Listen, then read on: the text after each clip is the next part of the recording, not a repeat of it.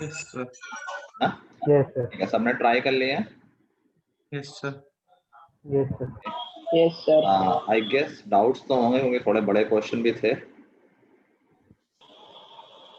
तो yes doubt sir. पूछना start करो सब लोग। एक्सरसाइज कौन सी थी? 8.4 थी क्या? 8.3 हमारी कंप्लीट हो गई थी। Yes sir, complete. ओके चलो पूछो डाउट भाई। 8.4 में क्या डाउट है? 8.4 में कुछ डाउट है? Yes sir. कौन सा? 8th question. Question number 8। कुछ लोगों का हो गया है? किसी से हुआ है question number 8? No sir. No sir. No sir. A vertical tower stands on a horizontal plane and is surmounted by a vertical flag staff of height h। ठीक है, मैं लाइन देखो, मुझे याद नहीं क्वेश्चन, मैंने लास्ट ईयर ही पढ़ा होगा, तो बेसिकली लाइन बाय लाइन मैं कैसे पढ़ रहा हूँ और कैसे डायग्राम बना रहा हूँ ये तुम लोग देख सकते हो। तो एक वर्टिकल टावर है, उसके ऊपर एक फ्लैग है, फ्लैग स्टाफ है, कुछ ऐसा कर लेते हैं, और इसकी हाइट दे रखी है h, जो ब्लू वाला फ्लैग स्टाफ है। ठीक है भाई, इतना मैंने ड्रॉ कर लिया। आगे कह रहा है कि at a point on the plane the angles of elevation of the bottom and top of flag staff are alpha and beta. तो ग्राउंड पे कोई पॉइंट है, वहां से अगर हम टॉप और बॉटम पे देखते हैं फ्लैग के, तो एक तरफ एक पॉइंट पे बनता है एंगल अल्फा और दूसरे पॉइंट पे बनता है angle beta. So let's see, कहाँ गया बॉटम एंड टॉप, जो ऑर्डर में होता है उसी ऑर्डर में लेते हैं, तो बॉटम का अल्फा और टॉप का beta. Prove that height of tower is h tan alpha upon tan beta minus tan alpha. तो बेसिकली ये हाइट को अगर मैं h मान लूंगा तो मुझे इस हाइट h के बारे में बात करनी है। अब देखो मैंने इन क्वेश्चंस के तुम लोगों को मेथड बताया है, क्या बताया मैंने, याद करो कि जब ये प्रूविंग वाले क्वेश्चन आते हैं तो हमें क्या करना चाहिए। बताया है मैंने कुछ? एक्सप्रेशन वाले क्वेश्चन में कोई अप्रोच बताइए कि इस अप्रोच से आगे साइन और कॉस में चेंज करना चाहिए। नहीं, ये नहीं बताया है। तो जिस फॉर्म में लाना है उस फॉर्म में चेंज करना चाहिए। जो निकालना है, जो आंसर लाना है वही निकाल के रख दो। हमें आंसर में tan beta minus tan alpha लाना है तो खुद से निकाल लो tan beta minus tan alpha, खुद ही आंसर में अपने आप वो एडजस्ट हो जाएगा भाई, वही तो आंसर है। tan बीटा क्या हम निकाल सकते हैं यहाँ पर, इसको मैं x मान लेता हूँ मैं इसको, तो tan बीटा हो जाएगा capital H plus small h upon x, और tan अल्फा हो जाएगा कैपिटल H अपॉन x। ठीक है, आंसर में जो लाना है वही एक्सप्रेशन ले आओ अपने आप, tan beta minus tan alpha निकाल लेते हैं खुद से। अब इन दोनों को सब्ट्रैक्ट करोगे, देखो दोनों का डिनोमिनेटर सेम है, डायरेक्टली सब्ट्रैक्ट हो जाएंगे, तो कैपिटल H कैंसिल हो जाएगा, तो क्या है सिर्फ h अपॉन x बचेगा। एग्री कर दो, h plus h minus capital H cancel हो जाएगा, सिर्फ स्मॉल h बचेगा। एग्रीड? ठीक है, तो यहाँ से x की वैल्यू आ गई हमारी h upon tan beta minus tan alpha. ठीक है, अब देखो हमें x तो लाना नहीं है आंसर में, आंसर में हमें लाना है कैपिटल H, और बाकी देखो आंसर में दिख रहा है, आंसर में यही सब तो लाना था, tan beta minus tan alpha लाना था, नीचे ऑलरेडी आ गया है, ऊपर स्मॉल h लाना था, ऑलरेडी आ गया, बस x को रिप्लेस कर देते हैं। तो हमारा एक रिलेशन h और x में है क्या, कैपिटल H और x में tan अल्फा के साथ, tan alpha is equal to h upon x है, तो हम x की जगह पर क्या लिख सकते हैं, h upon tan alpha. Answer में h लाना है, x नहीं लाना तो x को हटा देते हैं, रिप्लेस कर देते हैं, तो x को मैंने लिख दिया h अपॉन tan अल्फा, और यहीं से हमारा आंसर आ गया। राइट वाला वही था, tan अल्फा ऊपर चला गया, तो कैपिटल H की वैल्यू क्या आ गई, h tan alpha upon tan beta minus tan alpha. ठीक है, यस सर। नोट कर लो।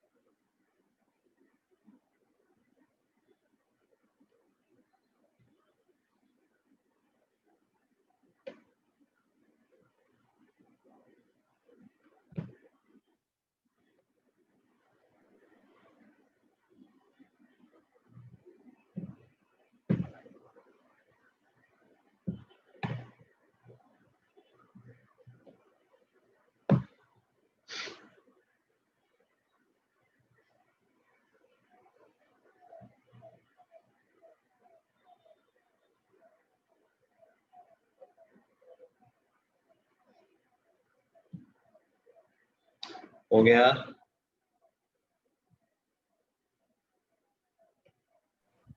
Yes, sir. कर लो कुछ लोग कर रहे हैं। Yes, sir. चिराग कर रहा है, मुझे ऐसा लग रहा है। हो गया सर, हो गया। ओके चलो नेक्स्ट आउट इस एक्सरसाइज में 8.4 में कोई और डाउट है? Sir, 11. 11 ये तो मैंने क्लास में कराया था। क्लास नहीं आया था क्या? लास्ट क्लास Sir, आया था। सो गए थे? सर पता नहीं सर, देख लो मैं वीडियो। तो तुम थे कहाँ? देख तो लोगे तो बात की बात है, क्लास में वो आया था। तो पता नहीं Next. सर, ध्यान नहीं था शायद। Next sir 15। ये 8 सॉरी सर 8.4 ही चल रहा है ना अपना? Yes, sir. हाँ ठीक है, उसका तो हो गया।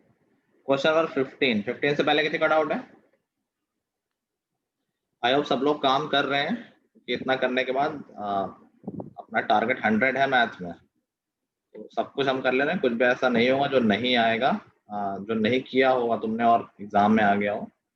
तो इतना टाइम मिल रहा है, इतना रिवीजन हो रहा है, थोड़ा थोड़ा भी करते जाओगे तो सब कुछ हो जाएगा। चलो 15 कह रहा है अ ladder rest against a vertical wall at N inclination of alpha two the horizontal. पहले मैं इतना बना लेता हूँ कि एक लैडर है, एक वॉल के अगेंस्ट वो इंक्लाइंड है, तो ये वॉल मान लेते हैं, यहाँ पर कहीं लैडर है और हॉरिजॉन्टल से वो अल्फा एंगल बना रही है। ठीक है, वो डायग्राम लाइन बाय लाइन बना लिया करो। फिर कह रहा है कि it's foot is pulled away from the wall through a distance p। अब देखो अगर हम लैडर को पीछे खींचेंगे, इसके लेग को पुल करेंगे, तो ये कहीं हॉरिजॉन्टल पे यहाँ आ जाएगी, थोड़ा दूर हो गई, बोल सकते हैं। तो ऑब्वियसली जब पीछे खींच रहे तो ऊपर से भी तो नीचे आएगी, ऊपर में तो फिक्स नहीं रहेगी, लेंथ ऑफ लैडर तो फिक्स है ना, थोड़ी नीचे आ जाएगी यहाँ कहीं, बोल सकते हैं। अब ये Yes, sir. लेंथ दे रखी है कि इसको कितना खींचा गया है थ्रू अ डिस्टेंस p, तो ये ब्लू वाली डिस्टेंस है जितना खींचा गया है, दैट इज p। और कह रहा है कि so that it upper and slides at distance q down. Upper and कितना नीचे आ गया है, ये q आ गया है। अच्छा ये मत समझना कि जितना हॉरिजॉन्टली आएगी उतना ही वर्टिकली आएगी, एक एंगल पे है, सीधे सीधे मूवमेंट थोड़ी ना हो रहा है कि जितना नीचे नीचे वाला एंड आया उतना ही नीचे ऊपर वाला एंड आ गया। ये हॉरिजॉन्टल पे चल रहा है, ये वर्टिकल पे चल रहा है, तो दोनों की डिस्टेंस इक्वल नहीं होगी।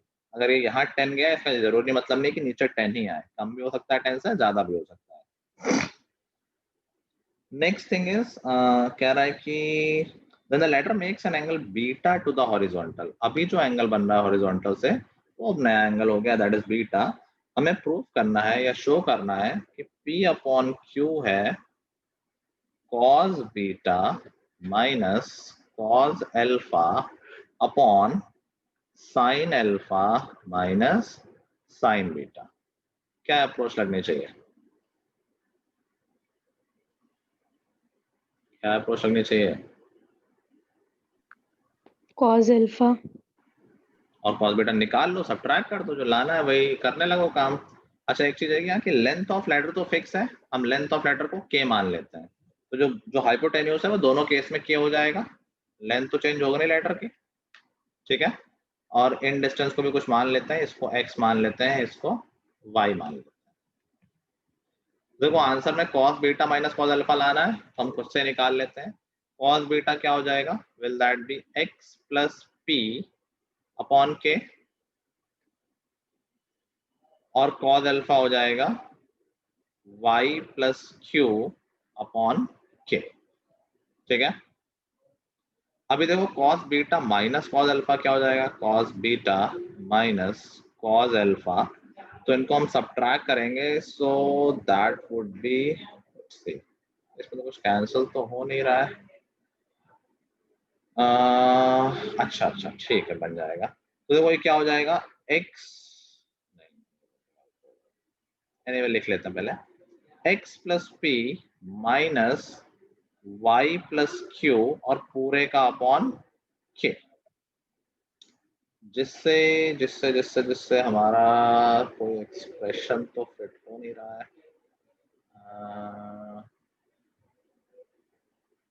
तो cos alpha x upon k होगा ना? cos alpha x upon k होगा। अच्छा अच्छा, वही गलती हो गई, तभी मैं कहूँ कुछ बन कैसे नहीं रहा है। और बाकी लोग सो रहे हो क्या? मैं लिख रहा हूँ, तुम लोग कॉपी कर रहे हो, देख नहीं पा रहे हो कि कुछ गलती हो गई है। cos अल्फा क्या होगा ये नहीं दिखाई दे रहा है। cos alpha x upon k होगा, और हम इनको सब्ट्रैक्ट करेंगे तो देखो डिनोमिनेटर सेम है, तो x plus p minus x से x और x कैंसिल हो जाएगा, सिर्फ p अपॉन k बचेगा। ठीक है, हमारा एक काम खत्म। सेम काम हम sine alpha minus sign beta के साथ कर देते हैं। तो साइन अल्फा निकालो, साइन अल्फा हो जाएगा y प्लस क्यू अपॉन के, और साइन बीटा हो जाएगा y अपॉन के। इन दोनों को सब्ट्रैक्ट करें तो क्या आ जाएगा, sine alpha minus sign beta, यहाँ भी देखो y से y कैंसिल, ये आ जाएगा q अपॉन के। और हमें क्या दिखाना था कि cos alpha minus cos beta, cos beta minus cos alpha upon sine alpha minus sign beta, तो इन दोनों इक्वेशंस को हमें डिवाइड कर देना चाहिए। Yes sir. डिवाइड करेंगे तो Yes, sir. Left hand side तो अपने आप वही आ गया जो हमें चाहिए था, cos beta minus cos alpha upon sine alpha minus sign beta, और देखो q अपॉन के, नहीं पहले ऊपर p है ना, p अपॉन के अपॉन q अपॉन के और k कैंसिल, क्या हमारा आंसर आ गया, p अपॉन q ही चाहिए था। Yes sir. देखो इस पूरे क्वेश्चन में कुछ नहीं करना था, डायग्राम बनाए, जो लिखा है उसको उसकी वैल्यू लिखी, सॉल्व किया, अपने आप आ गया। देख के डरा नहीं करो, ये सारे क्वेश्चन जो एक्सप्रेशन वाले हैं सारे इसी अप्रोच से हो जाएंगे। ठीक है, note it down.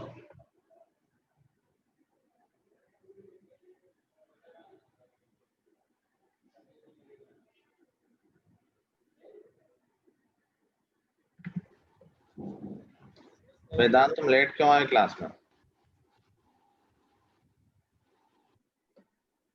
Hello sir. हाँ सर आ रही, वो हेलो। हाँ हाँ आ सर, रही है, आवाज आ रही है? आ रही है। सर वो मुझे लगा कि 5:30 हो रहे, तो सर उसमें लेट हो। चलो, you did top the test, so I was just looking for you since the beginning. खुद से किया था ना तुमने? Yes sir. ठीक है, गुड वर्क। कंपटीशन यार टफ होता है, तो इट्स गुड। आई थिंक बहुत टाइम बाद तुम लोगों के सिंगल बैच का भी टेस्ट था, नहीं हमेशा दो बैच में इतने लोग हो जाते हैं, बड़ा मुश्किल हो जाता है। अरे नेक्स्ट टेस्ट तो, अच्छा हाँ ये भी बात करनी थी, नेक्स्ट टेस्ट हमें इस बार मैथ का ही है ना 10th में? Yes sir. ठीक है, हम कुछ पुराने चैप्टर का टेस्ट कर लें। फाउंडेशन वाले कह रहे थे स्टैट्स का, या फिर एक चैप्टर और कोई छूटा हुआ है, कौन सा है? अच्छा, हमारा सब्जेक्टिव टेस्ट का नंबर है या ऑब्जेक्टिव का? पिछला टेस्ट कैसा हुआ था? सब्जेक्टिव। सब्जेक्टिव, सब्जेक्टिव हुआ था पिछला? सारे सब्जेक्टिव ही होते हैं। नहीं यस सर। मैं तो अल्टरनेट कर रहा हूँ, एक ऑब्जेक्टिव और एक तो सर सब्जेक्ट। 3 सब्जेक्टिव हो गए लगातार। ऐसा कैसे हो सकता है? मैथ्स के 2 लगातार सब्जेक्टिव हो चुके हैं, 3 हो सर। चुके। मैथ्स के। हाँ सर, एक बैच सरप्राइज सर। सर। चलो इस बार ऑब्जेक्टिव करेंगे। कौन से चैप्टर हमारे रह रहे हैं टेस्ट लेने के लिए? ट्राइंगल। स्टैटिस्टिक्स, स्टैट्स रह रहा है, और Application. एप्लीकेशन का Okay, टेस्ट नहीं पता। एप्लीकेशन का सिंगल टेस्ट ना मुश्किल है यार, वो भी ऑब्जेक्टिव तो बिल्कुल नहीं ले सकता। और सर कोऑर्डिनेट ज्योमेट्री।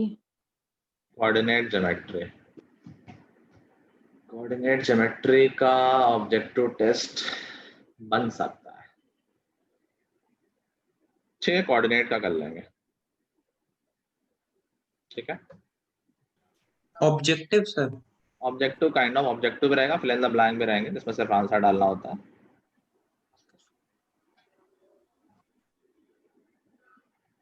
ठीक है, Yes, sir. चलो next out. 17th 17। yes, sir. 17. 17 में किसी से नहीं हुआ क्या? No sir. No, sir. पूरे पूरे बैच से क्वेश्चन नहीं हो रहा है, ऐसे क्वेश्चन थोड़ी ना है, किया नहीं मुझे लग रहा कई लोगों ने। A window of a house is h meter above the ground, ठीक है, आई थिंक विंडो को यहाँ पॉइंट मानेंगे. From the window, the angles of elevation and depression of top and bottom of another house situated on the opposite side are found to be this and this. Okay, तो ठीक है, यहाँ पर window को एक point सा ही मानेंगे. तो ग्राउंड से h मीटर हाई पे एक विंडो है, तो ये h मीटर हो गया, ये हमारी विंडो हो गई. इस विंडो से किसी और घर के टॉप और बॉटम का एंगल ऑफ एलिवेशन और angle of depression, of course window से हाइट पर होगा दूसरा हाउस, और उसका बॉटम नीचे ही होगा.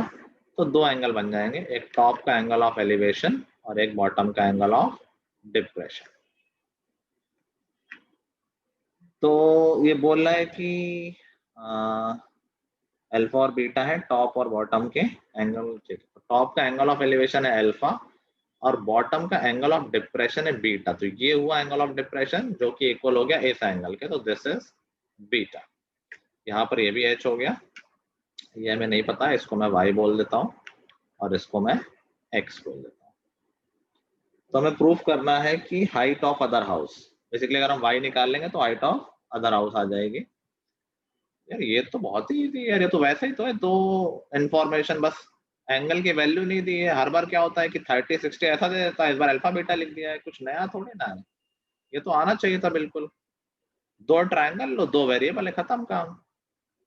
tan बीटा क्या हो जाएगा, that is h upon x. तो हम लिख सकते हैं x की वैल्यू हो जाएगी h अपॉन tan बीटा. जहां भी x की वैल्यू चाहिए होगी हम इसको पुट कर देंगे. ये भी x हो गया, और फिर दूसरे ट्रायंगल में लगा दो tan. बिल्कुल बिल्कुल simple question. tan alpha is y upon x. x की वैल्यू हम ऑलरेडी निकाल चुके हैं, तो tan alpha is equal to y upon h upon tan beta. Upon को अपॉन ऊपर आ जाएगा, और यहाँ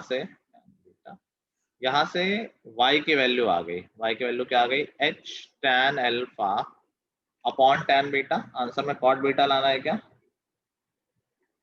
हाँ, अपॉन tan बीटा हो, क्या मैं ऊपर cot बीटा लिख दूं, चलेगा, Yes, sir. ठीक है. और आंसर में क्या हाइट ऑफ हाउस निकालनी है. हाइट ऑफ हाउस क्या हो जाएगी, हाइट ऑफ हाउस को हम कैपिटल H बोले तो वो h प्लस वाई ही तो है. बस आ गया answer, h plus h tan alpha cot beta, h common लिया, आंसर आ गया 1 plus tan alpha cot beta. बच्चों वाला सवाल.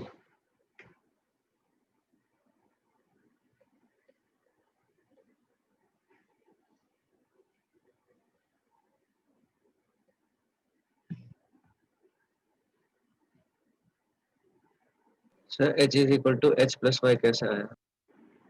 हाउस की हाइट कितनी होगी, यही तो है हाउस की हाइट, यहाँ से लेके यहाँ तक ही तो है. ए बी तो हाउस है, h यहाँ तक था विंडो की हाइट तक, तो पूरे हाउस की हाइट क्या h प्लस वाई नहीं होगी. अच्छा सर, ठीक है.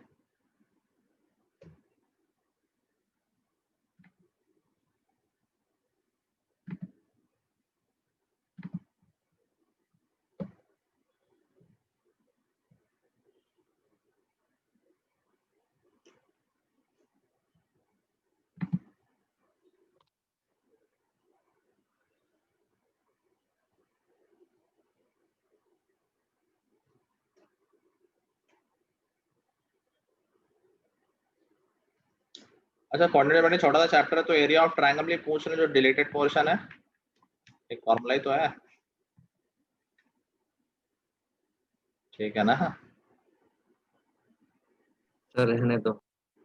सर एक- इतने अच्छे से प्रैक्टिस नहीं की उसकी. Yes sir. अभी तो पूरा वीक बाकी है ना. सर स्कूल भी स्टार्ट होने वाला है सर, थोड़ा काम करना है. तो ये तो हो चुके हैं सर, होमवर्क बहुत आ रहा है. एक दो क्वेश्चन मैं दे दूंगा, माइनर क्वेश्चन बहुत जो इजी होंगे, ठीक है, सो दैट तुम्हें फॉर्मूला याद रहा एटलीस्ट. सर स्कूल रीओपन हो रही है. क्या सर स्कूल रीओपन हो रहे हैं. स्कूल रीओपन अभी होंगे नहीं यार, कहने की बातें हैं सब, पेरेंट्स मानेंगे नहीं, सब ऑन पेपर है बस. सर वो एनसीआर में नहीं हो रहे, दूसरे स्टेट्स में हो रहा है. अरे कहीं नहीं होंगे, जहाँ भी होंगे वहाँ कुछ केसेस आते ही फिर बंद कर दिए जाएंगे. जब तक ओवरऑल सिचुएशन ठीक नहीं है तो नहीं हो पाएगा. बेसिकली अक्टूबर में तो नहीं हो रहा है, नवंबर में देखी जाएगी.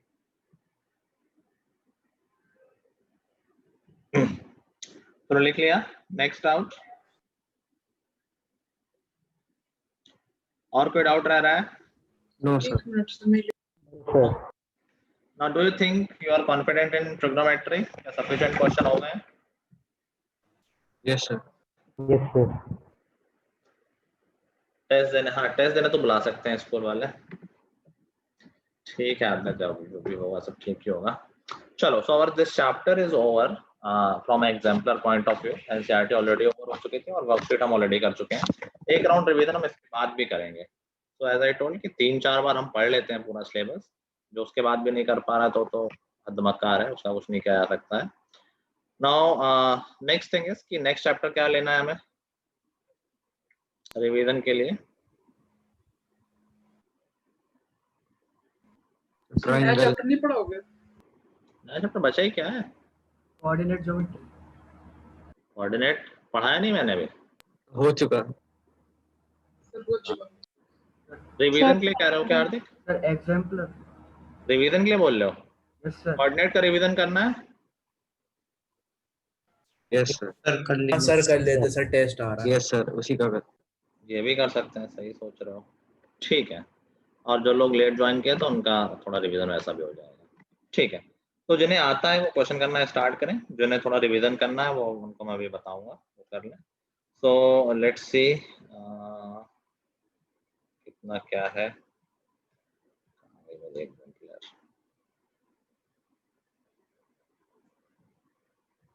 अच्छा, एग्जाम्पल तो तुम्हारे पास अभी होगी नहीं सबके पास?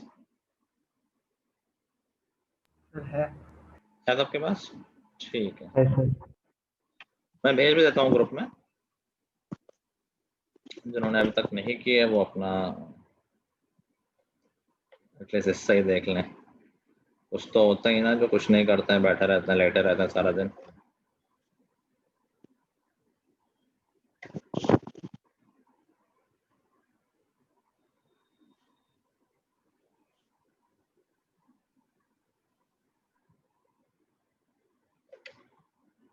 चलो, मैंने ग्रुप पे भेज दिया है। What you can do, you can start with 7.1 जो हमारी ऑब्जेक्टिव एक्सरसाइज है। करना शुरू करो, जितने हो पाएंगे उतने हम डिस्कस कर लेंगे। वैसे ज़्यादा डिस्कशन तो हो नहीं पाएगा, पढ़ाते पढ़ाते टाइम निकल जाएगा, लेकिन ठीक है, तुम्हारा होमवर्क कम हो जाएगा। तो try to do maximum question. जो लोग नहीं पढ़ रहे हैं, जो लोग पढ़ रहे हैं वो देख लें। इस चैप्टर में डिलीशन के बाद सिर्फ 2 फॉर्मूले हैं हमारे, या 2 कॉन्सेप्ट हैं। एक है हमारा डिस्टेंस फॉर्मूला और दूसरा है section formula. Distance formula, Anshuman distance formula याद है? Distance formula is used to find the distance between 2 points. तो अगर 2 पॉइंट हैं x1, y1 और x2, y2, तो इनके बीच की डिस्टेंस कैसे निकाली जा सकती है? ठीक है आयुष, अंशुमन फॉर्मूला बताओगे?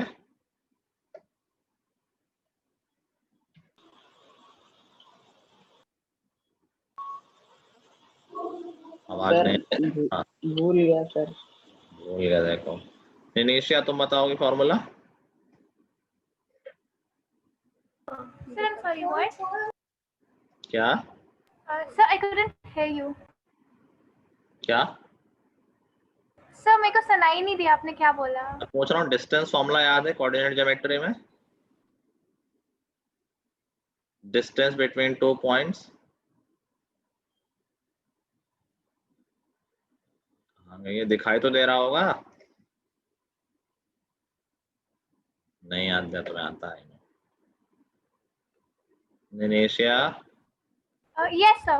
बताओ Sir, distance. distance formula is root bracket x2 minus x1 whole square plus bracket y2 minus y1 whole square. ठीक Whole है root. ठीक है। अब देखो, निनेशिया ने x2 माइनस x1 बोला था, मैंने x1 माइनस x2 लिखा है। So it does not make any difference, क्योंकि यहाँ पर स्क्वायरिंग हो रही है।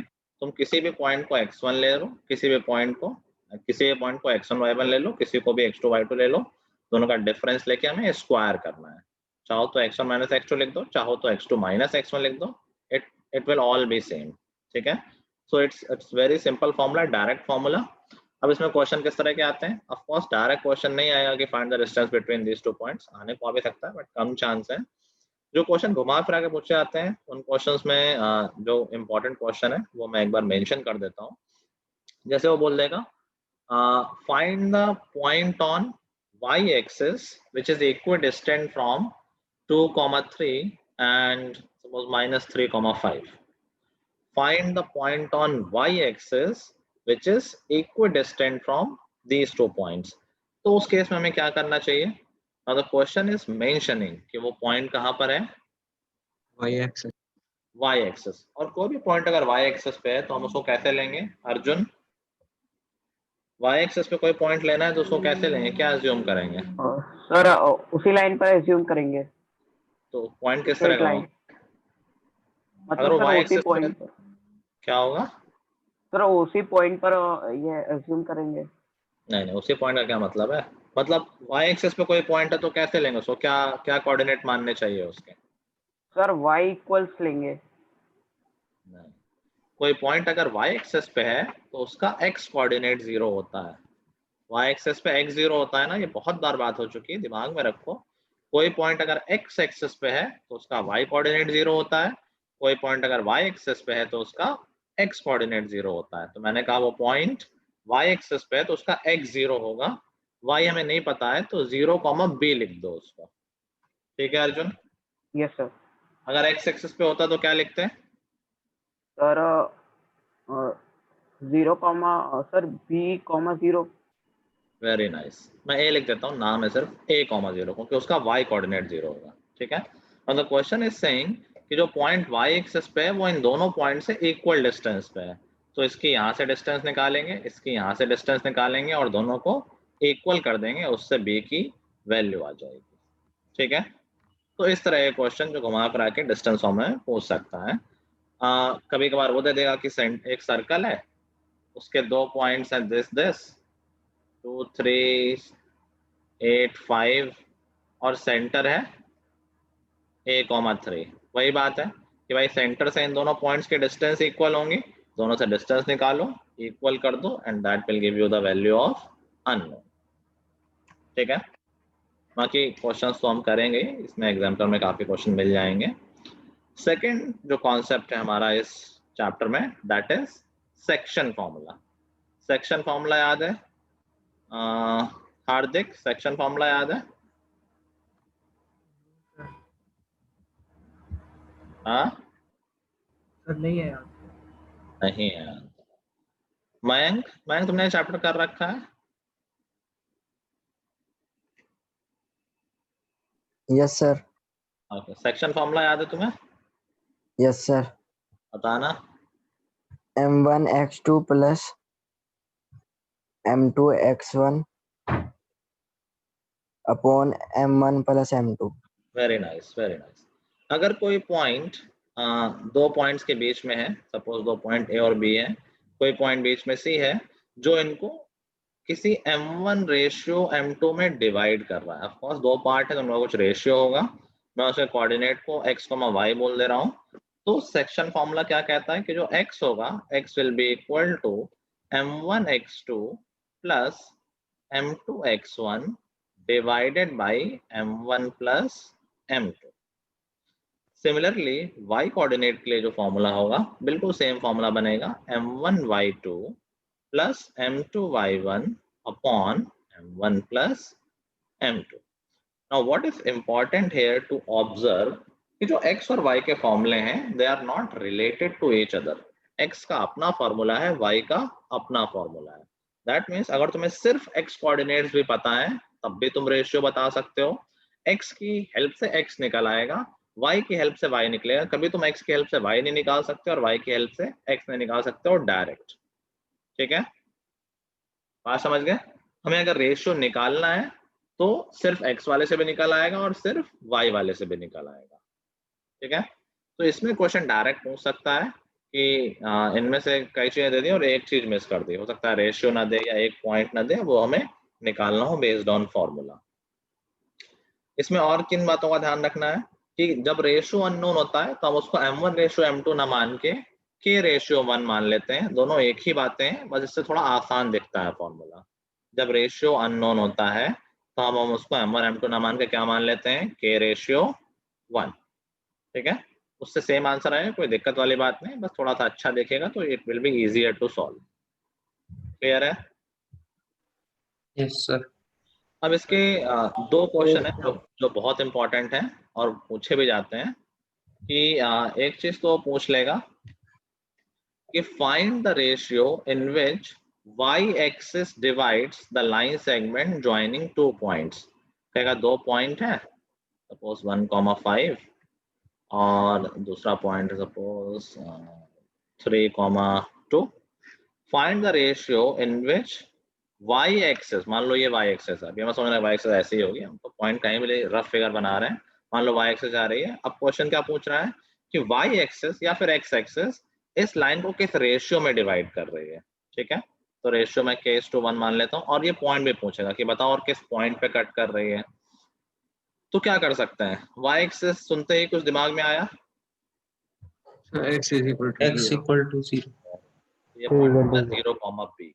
अब देखो यहाँ पर अच्छा फायदा क्या था इन फॉर्मूलेज में, फायदा ये था कि x वाले को x से मतलब है और y वाले को y से, तो यहाँ पर हमें x कोऑर्डिनेट पता है बीच वाले पॉइंट का। Yes sir. दैट मीन्स हम सिर्फ x की हेल्प से रेशियो निकाल सकते हैं। भाई हमने फॉर्मूला यूज किया, x is equal to m1x2 plus m2x1 divided by m1 plus m2। x की वैल्यू 0 है, m1 की वैल्यू k है, x2 की वैल्यू 3 है, m2 की वैल्यू 1 है, x1 की वैल्यू 1 है, और m1 प्लस m2 है k प्लस 1। क्रॉस मल्टीप्लाई किया तो यहाँ से आ गया 3k plus 1 is equal to 0। ये कैसे आ सकता है, y एक्सिस कट तो हर लाइन को करेगी,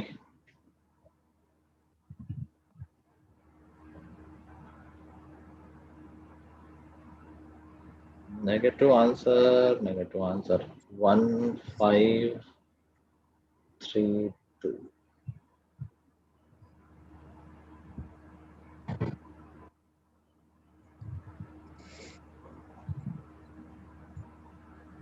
तो कुछ कैलकुलेशन मिस्टेक तो नहीं हो रही है?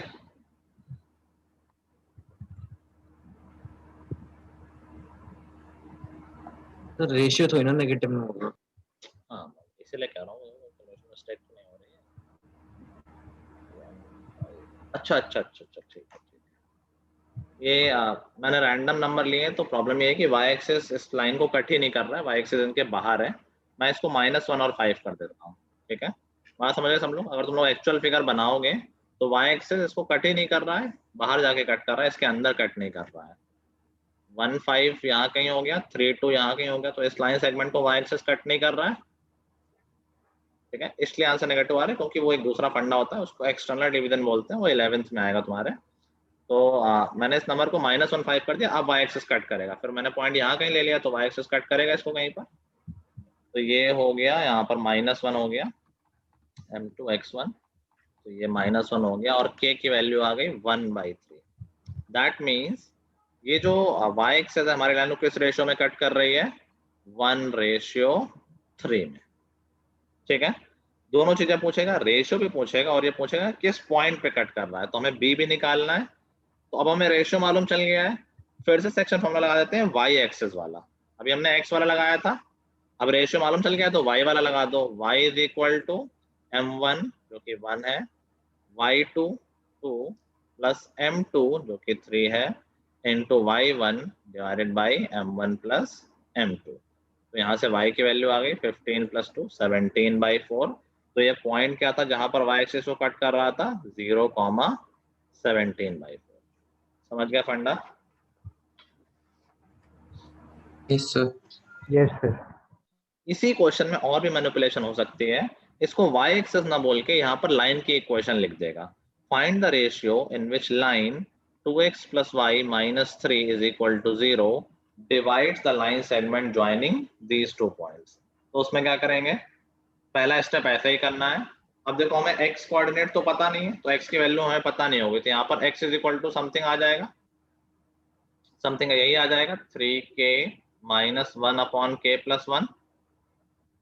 ठीक है, अगर लाइन गिवन है, y एक्सिस नहीं गिवन है।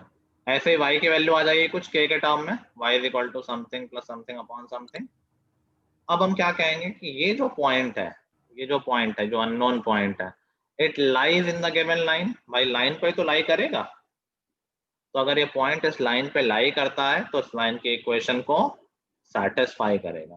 तो जो पॉइंट x और y निकले हमारे k के टर्म्स में, यहाँ निकलेंगे, मैं लिख देता हूँ 2k plus 5 upon k plus 1। ये दोनों पॉइंट निकले हमारे x और y, जिसमें k है। अब ये पॉइंट हमारी लाइन के इक्वेशन को सेटिस्फाई करेगा, तो x में x की वैल्यू डाल देंगे 3k माइनस 1 वाली, और y में y की वैल्यू डाल देंगे, इक्वेशन में डालेंगे वैल्यू, तो k की वैल्यू आ जाएगी। बात समझ में आई? प्रैक्टिस इन सब चीजों की होगी, just I am telling the concept. सबको समझ में आ रहा है कि क्या बोल रहा हूँ मैं? Yes, sir. ठीक है, सर चलो इसमें आगे अगला कॉन्सेप्ट क्या आता है, इसी से आता है सेक्शन फार्मूला की हेल्प से, mid point formula. Mid point formula क्या होता है? दो पॉइंट का मिड पॉइंट।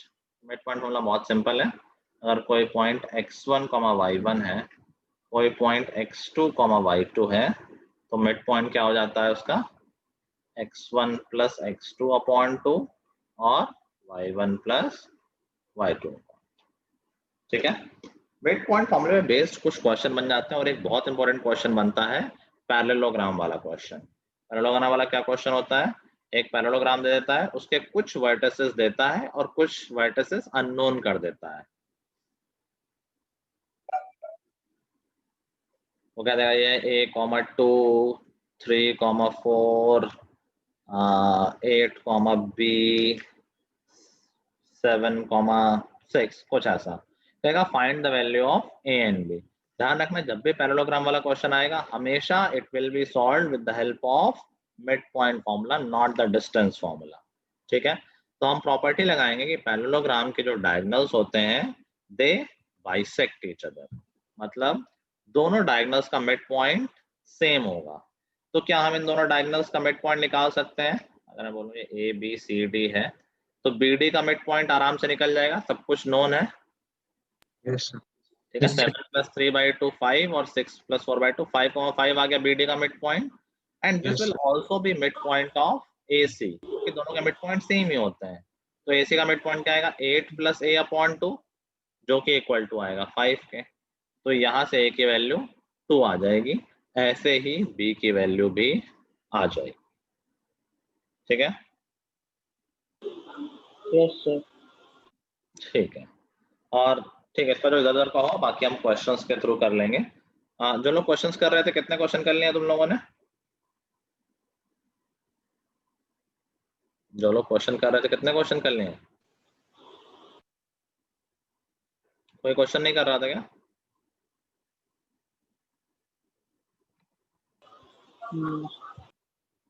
कोई कर रहा था क्वेश्चन? ये सब लोग छुपे क्यों बैठे हो? क्या हुआ, क्या प्रॉब्लम है? ना कोई कुछ बोल रहा है, पागल हो गए हो क्या बिल्कुल? No sir.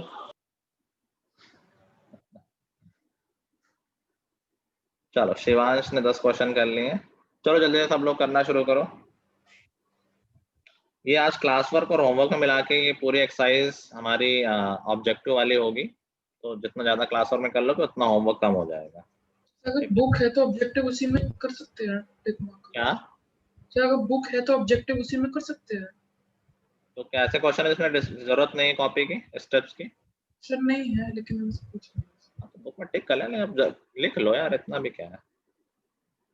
ठीक है, चलो करो कुछ क्वेश्चन हम आज वैसे डिस्कस तो क्या ही कर पाएंगे।